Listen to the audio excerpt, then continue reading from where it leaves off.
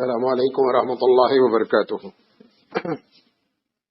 الحمد للہ رب العالمین والعاقبۃ للمتقین والصلاة والسلام علی رسولہ الکریم۔ اعوذ باللہ من الشیطان الرجیم، بسم اللہ الرحمن الرحیم۔ لقد کان لکم فی رسول اللہ اسوۃ حسنہ۔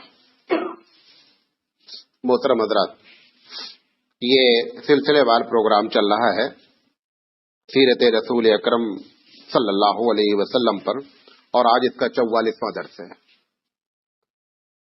اور ہم اس وقت جس موضوع پر گفتگو کر رہے ہیں وہ یہ ہے کہ اللہ کے رسول صلی اللہ علیہ وسلم نے ان اخلاق جو کہ ہماری زندگی کو تباہ کرنے والے ہیں ان پر ہماری رہنمائی کس طریقے سے کی ہے۔ آج ہم 3 باتوں کا ذکر کریں گے انشاءاللہ۔ سب سے پہلی بات جو ہے وہ دنیا کی محبت کے بارے میں اللہ کے رسول نے کیا بات کہی ہے، اور دوسری بات جو ہم آپ کے سامنے عرض کریں گے کہ فضول خرچی، اسراف کیا چیز ہے، اس کو ڈیفائن کریں گے، اور تیسری چیز ریاکاری، دکھاوا، اس کے بارے میں ہم بات کریں گے۔ اللہ تعالیٰ سے ہم دعا کرتے ہیں کہ اللہ تعالیٰ صحیح بات کہنے کی اور صحیح بات سمجھنے کی توفیق عطا فرمائے۔ دیکھیں، آپ میری گفتگو برابر سن رہے ہیں، اس بات کا آپ کو ایک حد تک اندازہ ہو گیا ہوگا کہ میں بڑی بیلنسڈ گفتگو کرنے کی کوشش کرتا ہوں۔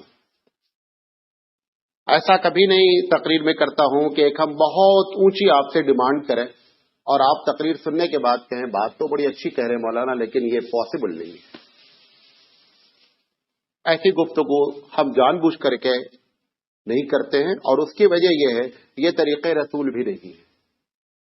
طریقہ رسول کیا ہے کہ امت پر کو ایسی باتیں بتائی جائیں کہ امت یہ سوچ کر کے فیڈ اپ نہ ہو جائے، ایک دم جو ہے نروس نہ ہو جائے کہ یہ ہمارے بس کا نہیں ہے۔ ایک مثال دیتا ہوں، ہم جیسے مقررین تقریر کرتے ہیں کہ ابو بکر صدیق رضی اللہ تعالیٰ عنہ نے اللہ کے رسول کے چندے کی اپیل کرنے پر پوری دولت لٹا دی۔ ہزاروں مرتبہ آپ نے یہ جملہ سنا ہوگا، ہے حقیقت ہے، واقع ہے۔ لیکن آپ بتائیے، اتنی مرتبہ سننے کے بعد کوئی ایک آدمی بتائیے آپ کی زندگی میں جس نے پوری دولت ابو بکر کے طریقے پر لٹا دی ہو۔ سن رہے ہیں، جب سے کہیں گے آنکھ سے آنسو بھی جاری ہو جائے گا۔ سبحان اللہ۔ حالانکہ اگر اس سے نیچے اتر کے بات کی جاتی انفاق کرنے کی تو بہت کے اندر انکریجمنٹ ہوتا کہ ہم یہ کام کر سکتے ہیں۔ آپ نے چوٹی کی بات کر دی، وہ بنجا پہاڑ کے دامن میں کھڑا ہے، جو اوپر دیکھتا ہے بولتا یہ اپنے بس کا ہے ہی نہیں۔ سبحان اللہ، الحمدللہ، منہ بنا کر کے رہ جاتا ہے۔ اچھا، پھر سوال یہ 1,24,000 صحابہ ہیں، ایک ابو بکر ہی کی مثال آپ کے پاس ہے۔ 1,23,999 صحابہ کہاں گئے؟ آخر ان کی مثال بھی تو پیش کرو۔ پھر ایک طرف یہ بھی کہتے ہیں کہ ادنا درجے کے صحابہ کے ایمان کے برابر بھی ہم پہنچ نہیں سکتے۔ اپیل کرا رہے ہو ابو بکر کے ایمان کی، کیسے گاڑی چلے گی؟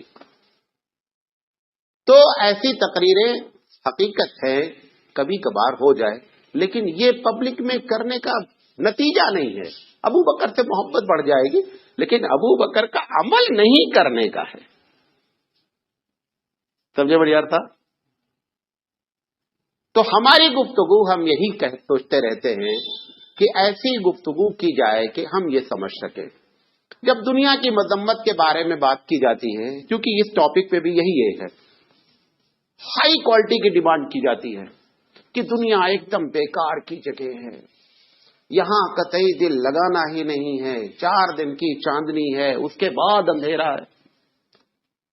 ایک دم صحیح بات ہے۔ اس دنیا میں اتنا اٹریکشن اوپر والے نے رکھا کیوں ہے؟ ایسا کمپلیکیٹڈ بنا دیتا دنیا کو، اتنا مشکل بنا دیتا، اتنا دیکھتے ہی نفرت ہوتی کہ ہم کھٹ سے اللہ کی طرف رجوع کر لیتے، معاملہ بن جاتا۔ لیکن اس نے دنیا کو خوب اٹریکٹو بنایا، اٹریکٹو بنا کر کے آپ کو اور ہم کو بھیجا، بلکہ کہتا ہے کہ ساری چیزوں کو ہم نے تمہارے لیے مزین کیا ہے، سب تمہاری سروس کے لیے ہیں۔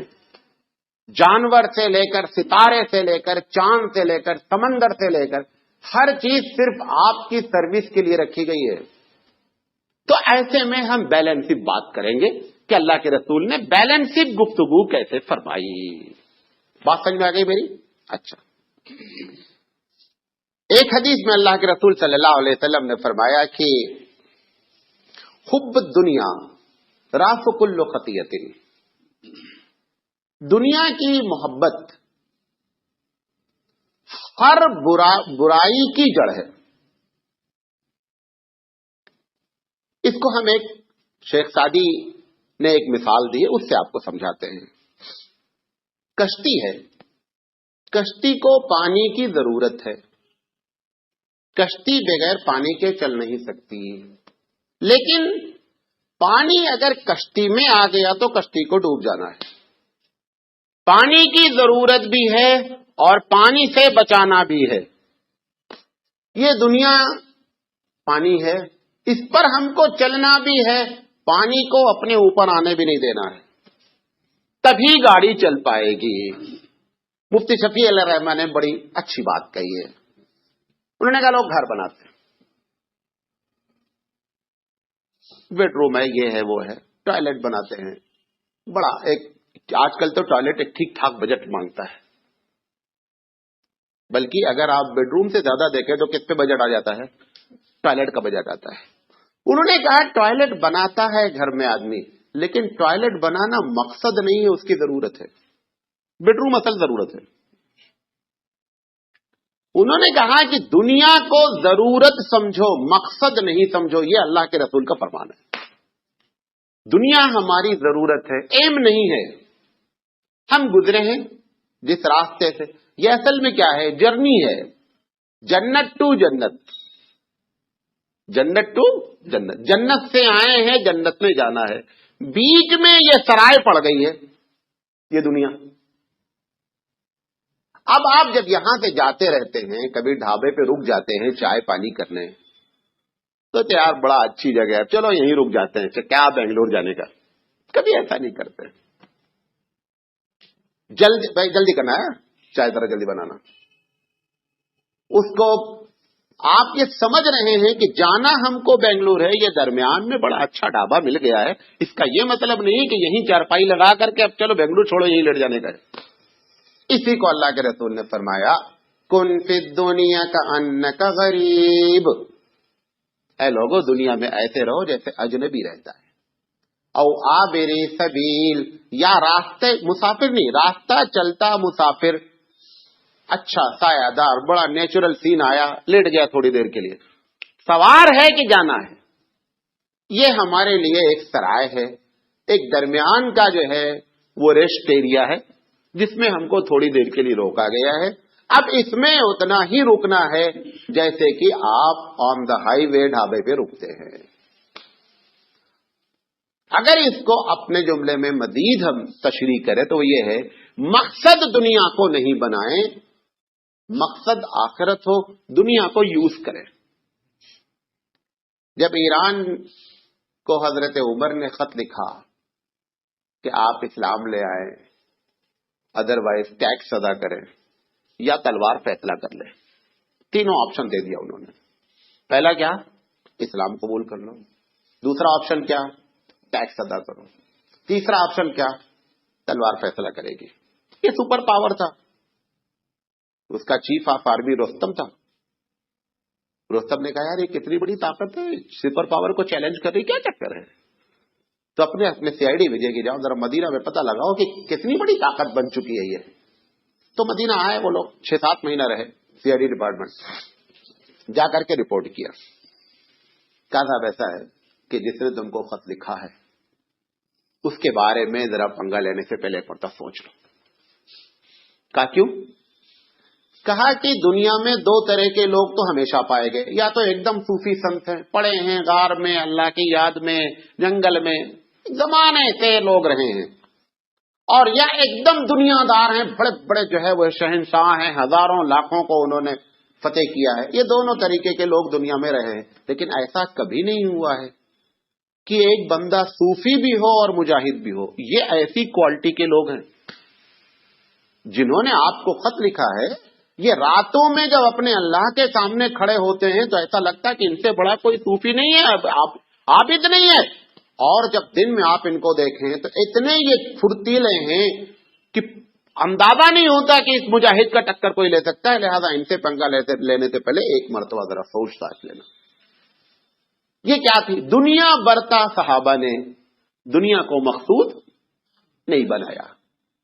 اب دنیا برتنے میں کتنا برتا جائے کہ معاملہ چل جائے. اللہ کے رسول نے فرمایا الدنیا سجن المومن، دنیا مومن کے لیے جیل ہے، وہ جنت للکافر، اور کافر کے لیے جنت ہے. یہ آپ نے جو دنیا کو جیل سے کمپیئر کیا، موازنہ کیا، کیا وجہ ہے؟ جیل میں جیلر کا قانون چلتا ہے. میں 5 بجے بیڈ ٹی پیتا ہوں، تم پیتے ہو گئے، یہاں چائے ملتی ہی نہیں ہے. صاحب میں دال بگھاری کھاتا ہوں، یہاں صاحب دال ہی نہیں ملتی، سبزی کھانے کا کھاؤ، نہیں کھانے کا نہیں کھاؤ. مطلب کیا ہے کہ آپ کی مرضی نہیں چلے گی. دنیا کو نبی کریم صلی اللہ علیہ وسلم نے مومن کے لیے کہا کہ یہ قید خانہ ہے، اور قید خانے میں آپ کی مرضی نہیں چلتی ہے. ہر چیز میں تجارت کرنا ہے، آپ کو سماجی زندگی گزارنی ہے، عبادت، کسی میں ہماری خواہش چلتی ہی نہیں ہے. اور ہر جیل باؤنڈری رکھتی ہے، 2 3 باؤنڈریاں ہوتی ہیں. ایسے ہی اسلام نے باؤنڈری کھینچ رکھی ہے کہ بابو آزاد ہو، کتنا؟ باؤنڈری تک، باؤنڈری کراس نہیں کر سکتے. اللہ کے رسول نے دوسری جگہ مثال فرمائی کہ مومن کی مثال ایسے ہے کہ ایک کھوٹا ہے، اس کھوٹے میں رسی باندھ کر گھوڑے کو باندھ دیا گیا ہے. لمبی رسی ہے 5 میٹر کی، 10 میٹر کی. 5 سے 10 میٹر جتنی لمبی رسی ہے اتنا تو یہ آزاد ہے، 10 کے آگے نہیں جا سکتا ہے. اسی لیے ہر چیز میں اللہ کے رسول نے ہمارے لیے کیا کر دیا؟ ایک باؤنڈری کھینچ دی. اس طریقے سے اگر دنیا گزارنا چاہتے ہو تو کوئی مسئلہ نہیں ہے، تمہاری آخرت تمہارے ہاتھ میں ہے. اور اگر دنیا آپ نے ایسی گزاری کہ ہم جو چاہیں کریں، تو کیسے پتا چلے گا کہ دنیا ہم گزار؟ اپنی مرضی کے تحت ہم عبادت کر رہے ہیں، اپنی مرضی کے تحت سماجی زندگی گزار رہے ہیں، اپنی مرضی کے تحت ہم تجارت کر رہے ہیں. تو اس کا مطلب یہ ہے کہ ہم نے باؤنڈری کو کیا کر دیا ہے؟ کراس کر دیا ہے. اس کا مطلب اب دنیا ہمارا مقصد ہے، آخرت مقصد نہیں رہے گی. اب اس میں آخری بات، ہر کام کے کرنے سے پہلے ایک مرتبہ یہ ضرور آپ کو اور ہم کو سوچنا ہے کہ اس میں رسول اکرم اور پروردگار عالم کا کیا حکم ہے. اللہ نے کیا بات اپنے رسول سے کہی ہے اس کام کو کرنے کے بارے میں. ہم آزاد قطعی نہیں ہیں. کتنے آزاد ہیں کہ آپ ایک ٹانگ اٹھائیں کھڑے رہ جائیں، دونوں اٹھائیں گے نیچے آ جائیں گے. آزاد ہیں، ایک ٹانگ اٹھا کے کھڑے ہو جاؤ. لیکن تو جو دوسرا بھی اٹھائیں اور کھڑے رہیں، آپ کھڑے نہیں رہ سکتے. آزادی نہیں ہے آپ کی. ہماری آزادی لمیٹڈ ہے. ہمارا نام مسلمان ہے. مسلمان کے معنی ہی سرنڈر ہونے کے ہوتے ہیں کہ اللہ میں سرنڈر ہو گیا، جو آپ کہیں گے وہ کریں گے. آپ دیکھتے ہیں وہ سرنڈر ہوتا ہے، ہاتھ اٹھا دیتا ہے. وہ اگر پیچھے والا کہتا ہے موو چلو تو وہ چلتا ہے، چلو بیٹھ جاتا ہے. اگر پیچھے والا پیچھے ہوتے گئے موو اور یہ نہیں موو کرے تو شوٹ کر دیتا ہے.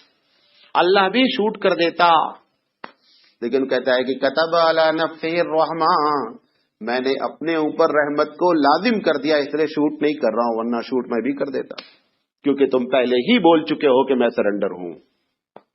لیکن میں اتنا رحم دل ہوں، پروردگار عالم کہتا ہے کہ میں اتنا رحم دل ہوں، اس رحم دلی کو مس یوز نہیں کرو. تو اللہ کے رسول صلی اللہ علیہ وسلم نے دنیا کو بہت ہی کلیئر وے میں بات کی کہ دنیا، جگہ فرمایا دنیا مزرعہ الآخرہ، کہ دنیا آخرت کی کھیتی ہے. کیونکہ دنیا کے ذریعے ہی کس کو کمانا ہے؟ آخرت کو کمانا ہے. اگر ہم دنیا چھوڑ دیں گے تو آخرت بھی نہیں کما سکتے. ایک زندگی میں فارمولہ اپنا لیں، ہر کام کو اللہ اور اس کے رسول کے مرضی کے تحت کرنے کی کوشش کریں. دنیا آپ کے قدموں میں اور آخرت ہمارا مقصد، دونوں چیزیں حل ہو سکتی ہیں. اور اگر یہ ایک جملہ آپ نے نکال دیا کہ کبھی کہتے ہیں جوانی دیوانی ہے، کبھی کہتے ہیں کہ اللہ تعالیٰ معاف کر دے گا، یہ سب ایکسکیوز ایسے ہیں جس کا کوئی جواب نہیں ہے. یہ سب ہمارے نفس کے شیطان ہیں جو ہم کو ابھارتے ہیں اور اس قسم کی باتیں کرتے ہیں. اللہ کے رسول صلی اللہ علیہ وسلم کے تحت زندگی گزارنے کی فکر کریں. قرآن مجید نے کہا ان الدار الاخرۃ لہی الحیوان کہ آخرت کی زندگی ہی اصل زندگی ہے. یہ دنیا جو کچھ ہے نا، بچہ بڑی محنت سے مٹی کے گھروں بناتا ہے، بڑی محبت کرتا، 5 منٹ کے بعد اس کو کیا کرتا، توڑ تاڑ کنارے کر دیتا. جب بناتا ہے بڑی محبت سے بناتا، اگر اس وقت آپ جا کے ٹچ کر دینا اس کو رونا شروع کر دیتا، لیکن وہی 10 منٹ کے بعد کیا کرتا، توڑ تاڑ کے کنارے کر دیتا ہے.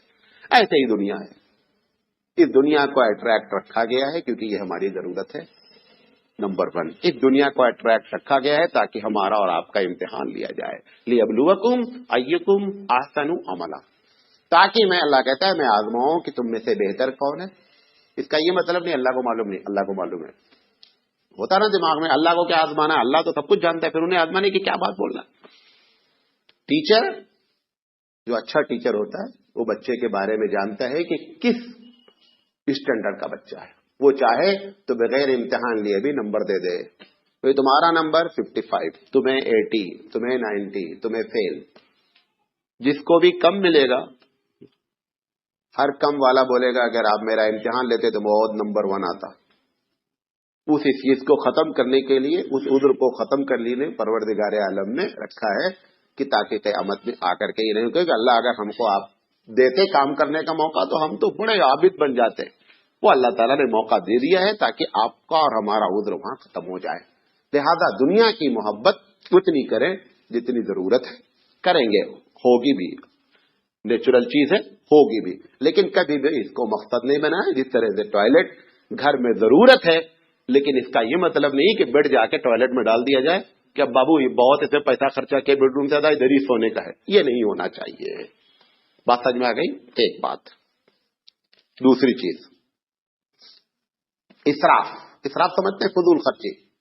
قرآن مجید کہتا ہے ان المبذرین کانوا من اخوان الشیاطین، کہ فضول خرچی کرنے والے شیطان کے بھائی ہیں. فضول خرچی کہتے ہیں کسے ہیں؟ یہ بڑا $1 ملین کوسچن ہے. ہر آدمی کی انکم الگ الگ ہے. ایک آدمی 1000 روپے میٹر کا کپڑا پہنتا ہے، اس کی سیلری 1 لاکھ روپے ہے.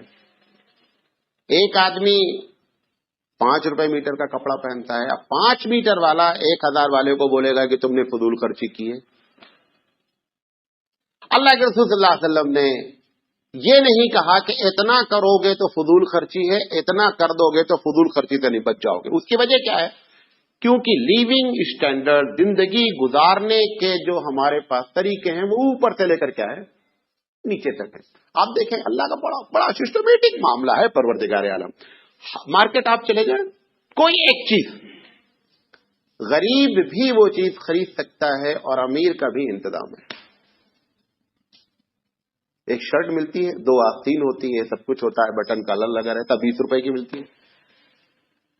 وہی شرٹ اسٹینڈرڈ کمپنی کا آپ لیں گے تو آپ 2000 روپے کی. کیوں؟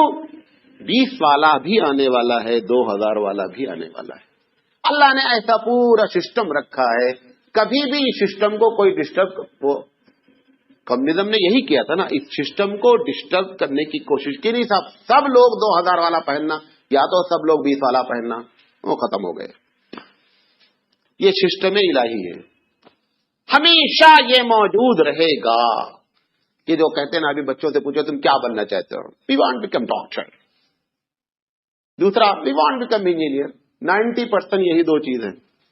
آپ بتائیے اگر 90% ڈاکٹر انجینئر بن جائیں گے تو مسئلہ حل ہو جائے گا. اتنا بڑا مسئلہ کھڑا ہو جائے گا کہ آپ تصور نہیں کر سکتے. کار خراب گئی آپ کی، کون بنائے گا؟ ڈاکٹر صاحب تو بنانے والے نہیں. انجینئر صاحب کہیں گے میں بتا سکتا ہوں کیسے بنے گی، لیکن لیبر پھر بھی چاہیے. اب لیبر کے لیے تو کوئی تیاری نہیں ہے. کبھی اللہ ایسا نہیں ہونے دے گا. آپ لاکھ کوشش کر ڈالے سب ڈاکٹر انجینئر، وہ ایسا ہونے نہیں دے گا. وہ پوری دنیا کو اس کو چلانا ہے بڑا سسٹمیٹک. وہ لیبر کی ضرورت نہیں ہے، کیا ضرورت ہے؟ جاپان نے کیا، دیکھو کیسا بھگت رہا ہے. جاپان نے بڑی ایجوکیشن پہ لگا کر کے ایک بڑے طبقے کو ہائی فائی ایجوکیٹ کر دیا. अब क्या नतीजा निकला, लेबर की शॉर्टेज हो गई।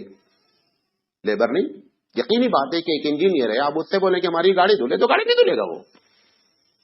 अब उनके लिए उन्होंने इस मसले को हल करने के लिए क्या किया मालूम आपको, पूरी दुनिया से जो इलीगल लोग जाते हैं उनको वो वेलकम कहते हैं। और आपको हैरत होगी कि इलीगल डिपार्टमेंट नाम है उसका, इलीगल डिपार्टमेंट, कार्ड बनाते हैं उसके ऊपर लिखा रहता इलीगल कार्ड। क्योंकि अगर लेबर नहीं, अगर आप उसको नहीं मुल्क में दाखिल होने देंगे तो गाड़ी चलेगी कैसे। अब उस गाड़ी को चलाने के लिए बाकायदा उन्होंने इलीगल कार्ड बना रखा है, उसके जरिए आप मकान खरीद सकते हैं, गाड़ी खरीद सकते हैं, वाटर इलेक्ट्रिसिटी का जो है अप्लाई कर सकते हैं। अब उन्होंने बनाया क्यों, कुछ न बनाते। मैंने पूछा था क्यों बना रखा है इसको, उन्होंने कहा कि जब ज्यादा हो जाए तो निकालने में आसानी हो, पता चले फला जगह इतने इलीगल लोग हैं ताकि हमको निकालने में आसानी हो, वरना पता ही नहीं चलेगा कितने इलीगल हो गए। मैं 3 मरतबा जापान विजिट किया अब तक। मैं आने लगा अपने टाइम पर 20 दिन के बाद। मैंने पहले फॉर्म भराते हैं कि how many days you will stay, हमने लिख दिया 20 दिन। 20 दिन के बाद आने लगे तो एयरपोर्ट पूछता है क्या था हमारी कंट्री आपको पसंद नहीं आई क्या। हमने कहा नहीं पसंद आई, मैंने आपसे वादा किया था 20 दिन में वापस आएंगे।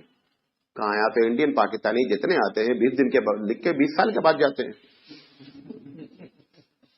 हमने कहा नहीं कंट्री पसंद है, मैंने आपसे वादा किया, मैं मुसलमान हूं और ये इस्लाम का है कि आपने वादा क्या, वादा पूरा किया। वो एकदम सरप्राइज कर गया। वहां हमको लोगों ने ऑफर किया मौलाना रुक जाइए, एक मदरसा चलाएंगे, फला चलाएंगे, लंबी चौड़ी बात हम नहीं कहना चाह रहे। हम बताना ये चाह रहे हैं कि अगर अल्लाह के सिस्टम को डिस्टर्ब करोगे तो आपको फिर इलीगल सिस्टम चालू करना पड़ेगा। वैसे परवरदिगार आलम जल्दी से ये होने नहीं देगा। तो ये जो इसराफ है, इसीलिए इसराफ को डिफाइन नहीं किया रसूल अकरम सल्लल्लाहु अलैहि वसल्लम ने कि 5 रुपया खर्चा करोगे तो इसराफ है और 4 करोगे तो इसराफ नहीं है, क्योंकि हर आदमी की जो इनकम है वो क्या है, डिफरेंस है। अब ये कैसे पता चले साहब कि फला चीज इसराफ हो रही है और फला चीज इसराफ नहीं है, क्योंकि ये बड़ा अहम सवाल है, इसको नोट कर लें। इसराफ कहते किसे हैं, कोई चीज एक ऐसी दुनिया के लिए खर्च की जाए जिसका कोई भी रिजल्ट आखिरत में न निकले, उसी के नाम इसराफ है। कोई भी काम हम कर रहे हैं जिसका रिजल्ट आखिरत में नहीं निकल रहा है वो इसराफ है। गुनाह कब होगा, अभी तो इसराफ हुआ है, गुनाह कब होगा। भाई आप बिरयानी 20 रुपए की प्लेट भी है बनवाड़ वेस में, न्याज होटल में जाएंगे 80 रुपए की भी है। 80 वाली खाओ तो 20 वाली खाओ तो, आखिरत से इसका कोई ताल्लुक नहीं है। अब 20 वाला इसराफ किया या 80 वाला किया या नहीं किया, तो 3 चीजें उसमें हैं। जब वो 3 चीजें पाई जाएंगी तो इसराफ किया। नंबर 1, उस काम के करने के लिए कर्जा लिया। 20 खाने की ताकत थी, 80 का दिल चाहा, 60 रुपया कर्जा लेकर के जाकर के नया होटल में बैठ के खा रहा है।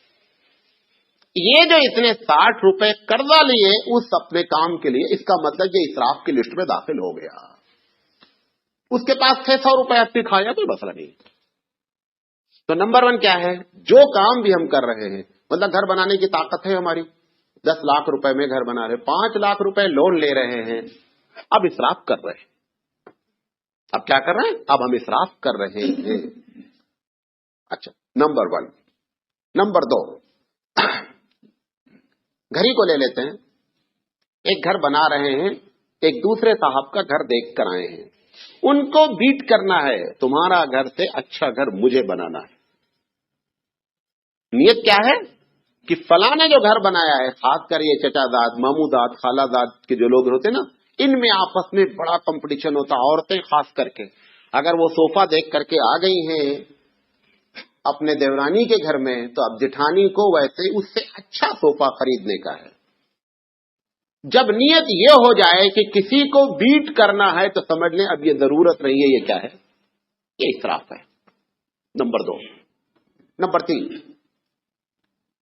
काम कर रहे हैं, मिसाल के तौर पर बड़े लोगों को दावत दी शादी में, ये भी आ रहे हैं, वो भी आ रहे हैं, आईजी साहब, फलाने साहब, टमाके साहब।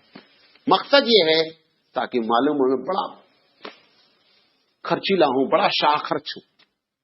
ये तीसरी नियत, अगर ये 3 चीजें पाई जाएंगे तो इसराफ हो जाएगा, बकिया इसराफ नहीं होता।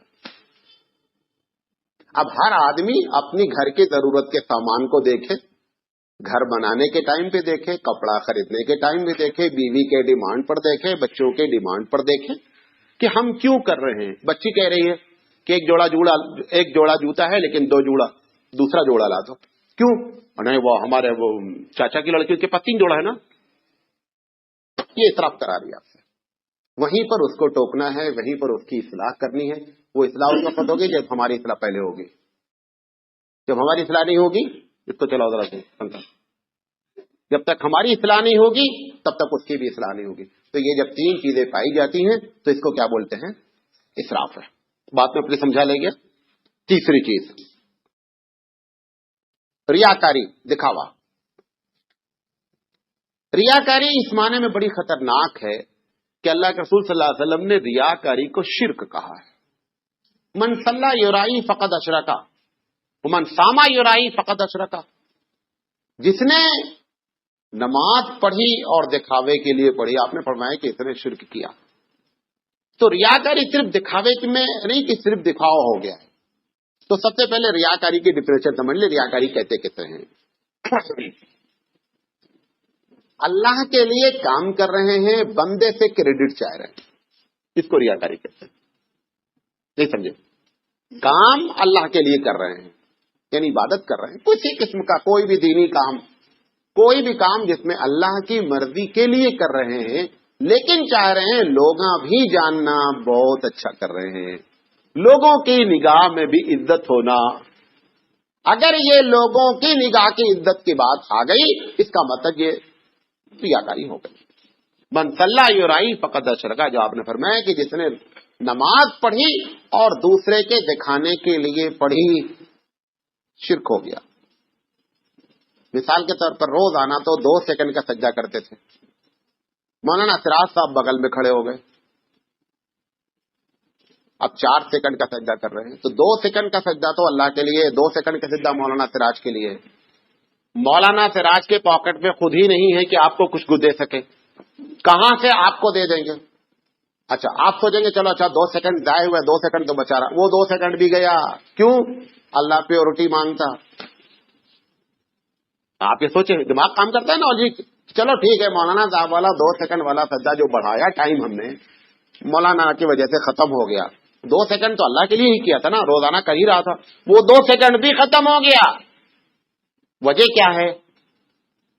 ریاکاری ناپاک چیز ہے. ناپاک چیز پاک چیز میں ملائیں گے، حکم ناپاک چیز کا لگے گا، پاک کا نہیں لگے گا. 1 لیٹر دودھ ہے، 1 لیٹر میں 1 کروڑ ڈراپس ہوتے ہیں، قطرے. 1 قطرہ پیشاب ڈال دو. مولا صاحب اس میں 1 کروڑ تو صحیح ہے، 1 ہی قطرے کی بات ہے، پورا دودھ کیا مانا جائے گا؟ ناپاک مانا جائے گا. تو یہ لاجک نہیں سمجھا، وہ پارٹنر بتاتا رہتا ہے چلو ٹھیک ہے 2 سیکنڈ گیا، 2 سیکنڈ بچا ہے، 2 سیکنڈ بھی نہیں بچا ہے. تو ڈیفینیشن اس کی کیا ہوئی کہ آدمی اللہ کی مرضی کے لیے کام کرے، اور کیا ہے کریڈٹ کس سے حاصل کرنا چاہ رہا ہے؟ بندے سے. ہے بہت مشکل کام. میں نے ایک صاحب کو فون کیا، ہم نے کہا آپ نے صبح فون نہیں اٹھایا. وہ اصل مولانا تہجد پڑھے تھے نا، وہ بہت نیند آ رہی تھی. تہجد پڑھایا، مولانا کو بتایا، ڈوب گیا. بہت مشکل کام ہے، نیکی کو چھپانا. پر اللہ اکبر، کہنے میں بہت آسان کام. ایسے ایسے انداز میں نیکیاں بتائی جاتی ہیں کہ آپ تصور نہیں کر سکتے. اور اصل میں کیا ہے، شیطان کے اسٹیپ سے سب سے پہلے شیطان غلط کام کراتا ہے. آپ غلط کام نہیں کیے، صحیح کام کی طرف آئے تو صحیح کام سے روکتا ہے. دوسرا اسٹیپ، صحیح کام بھی کر بیٹھے تو اب کیا ہے کہ اس کو دوسرے کو بتا دینا. اللہ کے رسول صلی اللہ علیہ وسلم نہیں برتا فرمایا، بڑی لمبی چوڑی حدیث ہے کہ آپ نے فرمایا آگ طاقتور ہے، آگ سے پھر پانی اس سے زیادہ طاقتور ہے، پانی سے پھر ہوا طاقتور ہے. ایسے آپ نے گناتے پھر پتا ہے ان سب میں ایک طاقتور چیز ابھی بھی ہے. صحابہ نے پوچھا وہ کیا ہے؟ فرمایا وہ صدقہ جو تم دو اور بائیں ہاتھ کو معلوم نہیں ہے، وہ ان سب سے پاورفل ہے. اتنا پاورفل صدقہ وہ صدقہ ہے جو چھپا کر کے دیا گیا ہے، کسی کو معلوم نہیں ہونا چاہیے. ہے کتنا مشکل کام، بہت مشکل کام ہے، لیکن ایک کام بھی اگر ایسا ہے نا تو وہ ہزاروں پر کیا ہے، بھاری ہے. اچھا، مولانا تھانوی بڑے پتے کے آدمی. مولانا تھانوی نے لکھا ہے کہ ریاکاری صرف عملی سے نہیں ہوتی، کئی طریقے سے ہوتی ہے. ان کی ایک ایک بات سنیں. مولانا تھانوی نے لکھا ہے کہ کبھی تو آدمی مسکین بن کے ریاکاری دکھلاتا ہے. اب ہم چل رہا ہے، دیکھ رہا ہے مسلمان آگے بازو کھڑے ہیں، خاص کر بنڈوا بیر کا علاقہ. اب مولانا سراج صاحب جا رہے ہیں تو بہت نیچی نگاہ کر کے جا رہے ہیں، لوگوں میں پریشر ڈالنے کے لیے. بڑا انہوں نے کہا ایک طریقہ یہ ریاکاری کا ہے. دیکھیں، ایک آدمی ہے عادت حقیقت میں متقی ہے، نیچے نگاہ کر کے چل رہا، کوئی مسئلہ نہیں ہے. نیت کیا ہے اس وقت جس وقت وہ کر رہا ہے؟ انہوں نے کہا ایسے ایکشن شیطان کرواتا ہے. حضرت عائشہ صدیقہ رضی اللہ تعالی عنہا کے پاس ایک صاحب آئے، بڑے بیمار کی شکل بنا کر کے بتانے کے لیے میں بڑا متقی پرہیزگار ہوں. حضرت نے فرمایا دیکھو اسلام بیمار نہیں ہے، شوڈ بی ایکٹیو بنو. یہ کیا ڈھیلے ڈھالے پڑے. تو مولانا تھانوی نے کہا مسکین شکل بنا کر کے ریاکاری ہوتی، نمبر 1. نمبر 2، انہوں نے کہا کہ ٹھیک ٹھاک ہیں، پیسے والے ہیں، موٹے جھوٹے کپڑے پہنیں گے، میلے کچیلے رہیں گے. مولانا نے لکھا ہے کہ ٹخنے سے اوپر آدھی پنڈلی تک پیجامہ رکھیں گے. لوگوں کو یہ دکھلانے کے لیے تھا میں بڑا نیک ہوں. ایک آدمی سنت سمجھ کے کرا، کوئی مسئلہ نہیں. ہر میں یہ بات یاد رکھیں، میں ان پر کمنٹ نہیں کرنے، بتا رہے ہیں کہ یہ اسی انداز میں ہم سے ریاکاریاں ہوتی ہیں. انہوں نے کہا یہ دوسری وجہ ہو سکتی ہے. تیسرا انہوں نے لکھا ہے حیات بناتا ہے. آپ دیکھیں بعض لوگ مسجد میں نماز ختم ہو گئی ہے، سب نیچے کے بیٹھے ہوئے، ایسا لگ رہا ہے بہت عبادت گزار ہے، بڑی تسبیح مار رہا ہے. فجر کے بعد تو 90% سوتے رہتے ہیں، چپ کے آنکھ بند کے بیٹھے ہوئے ہیں، کچھ نہیں ہے عابد کوئی، ٹھیک ہے، اچھی بات ہے. لیکن ایک مقصد یہ ہے کہ لوگ جانے بڑی دیر تک بیٹھا رہتا ہے، سر جھکا ہے، بڑے وظیفے پڑھ رہا ہے، بڑا نیک آدمی ہے. انہوں نے کہا حیات بناتا ہے. مولانا نے کہا حیات بناتا ہے. چوتھی بات انہوں نے کہی زبان کے ذریعے ریاکاری کرتا ہے. تقریر کر رہا ہوں، اب کوئی بڑی دردناک بات آ گئی، جان بوجھ کر کے لہجہ اللہ اکبر افسوس. انہوں نے کہا وہ جو ایسے کر رہی ہے، آپ نے اس کے سامنے بات کی، وہ آپ کے سامنے کر رہا ہے، ایکٹنگ کر رہا ہے، چہرہ بنا رہا ہے. مولانا تھانوی نے کہا کہ یہ چوتھی شکل ہوتی ہے ریاکاری کرنے کی. پانچویں بات انہوں نے بتائی عمل کے ذریعے ریا کرتا ہے. رکو لمبے لمبے مار رہا ہے، سجدے لمبے لمبے مار رہا ہے، قیام کر رہا ہے. انہوں نے کہا اگر دیکھنا ہی ہے اس کی نماز، اس کی اکیلے میں دیکھو کیسا سرپٹ مارتا ہو. اگر حقیقت میں وہ متقی ہے اور نماز کا اہتمام کرتا ہے، لمبے رکوع کرتا ہے، تو تنہائی میں اس کو اس سے زیادہ کرنا چاہیے. اور اگر لوگوں کے سامنے کر رہا ہے اور تنہائی میں نہیں کر رہا، انہوں نے کہا کہ اندر کچھ بھی نہیں ہے، ڈھکوسلا ہے. چھٹی چیز انہوں نے لکھی ہے کہ بعض لوگ جیسے میں ہوں مثال کے طور پر، اب میں آپ کے سامنے ڈینگے ماروں، مولانا تھانوی سے میری ملاقات ہے، قاری طیب صاحب کے تو میں بہت قریب رہ چکا ہوں، اور فلاں ڈاکٹر ذاکر نائک صاحب تو میرے آگے پیچھے گھومتے رہتے. انہوں نے کہا اس قسم کی باتیں کرتا ہے، بڑے بڑے لوگوں سے اپنے ریلیشن بتاتا ہے. انہوں نے کہا یہ 6 طریقے ہوتے ہیں ریاکاری کرنے کے، اور ان سب میں ریاکاری ہے، حقیقت کچھ نہیں. اگر وہ بندہ یہ نیت کیے بیٹھا ہوا ہے، بعض لوگوں کی عادت ہوتی ہے اس قسم کی بات کرنے کی. تو مولانا نے ان تمام باتوں پر اس بات کی طرف توجہ دلائی ہے. اچھا، کبھی کبھی ایسا ہوتا ہے جو نیچرلی طور پر، مثال تو میں اپنی ہی مثال دے رہا ہوں، میں مسجد میں داخل ہوتا ہوں، مغرب میں نہیں، عموماً اور وقتوں میں جب آپ لوگ نہیں رہتے، میں مسجد میں جان بوجھ کر کے بچوں کو سمجھاتا ہوں کہ دیکھو مسجد میں 2 رکعت تحیۃ المسجد پڑھنی چاہیے. میں جاتا ہوں، بیٹھتا نہیں، پہلے کھڑے ہو کر کے پڑھتا ہوں. میرا مقصد ہوتا ہے یہ دیکھیں اور یہ اس پر عمل کریں، کیونکہ ہم کو ان کی کیا کرنی ہے، تربیت کرنی. ہم کہہ رہے ہیں کہ تحیۃ المسجد پڑھنی چاہیے. اس کے پہلے تقریر میں بھی آپ سے بات کی کہ تحیۃ المسجد. تو اب ایک آدمی بندہ اس لیے کام کر رہا ہے کہ لوگوں کی طرف عمل کی طرف ابھارے.